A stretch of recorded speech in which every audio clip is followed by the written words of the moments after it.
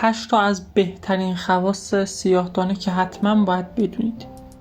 هلو گایز، چطورید بچه‌ها؟ داخل این ویدیو سعی می‌کنیم که با هم به 8 تا از فوق‌العاده‌ترین خواص سیاه‌دانه بپردازیم و این سیاه‌دانه رو با هم بررسی بکنیم.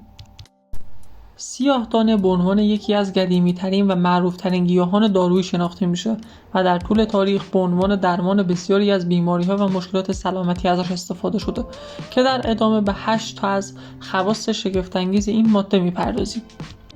اولین خاصیتی که داره تقویت سیستم ایمنی بدنه.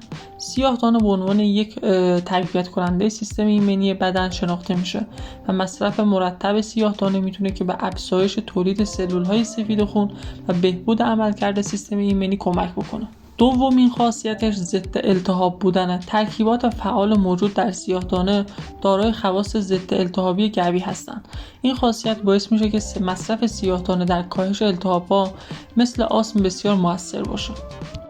میرسیم به گزینه سوم، حفظ سلامت قلب. بر اساس مطالعات صورت گرفته و بر اساس مقاله هایی که توی همین زمینه نوشته شده، سیاه‌دانه میتونه که به حفظ سلامت قلب و عروق کمک بکنه.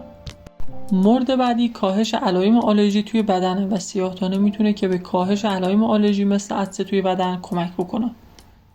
از مهمترین خاصیت‌های سیاه‌دانه محافظت از کبد و سیاه‌دانه میتونه که به بهبود سلامت کبد کمک بکنه.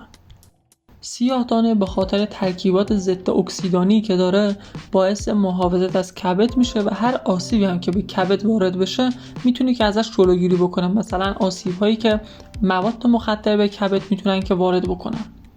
ششمین مورد تسریع فرایند بهبود بخشه و خواص ضد باکتریال و ضد قارچ سیاه‌دانه میتونه که در فرایند بهبود بخشی از بیماری‌ها و زخم‌ها خیلی مؤثر واقع بشه و این مورد رو خیلی تسریع ببخشه. مورد هفتم سلامت پوسته و سیاه‌دانه میتونه که برای حفظ سلامت پوست خیلی مفید باشه و مورد آخر تقویت حافظه و کاهش خستگی ذهن.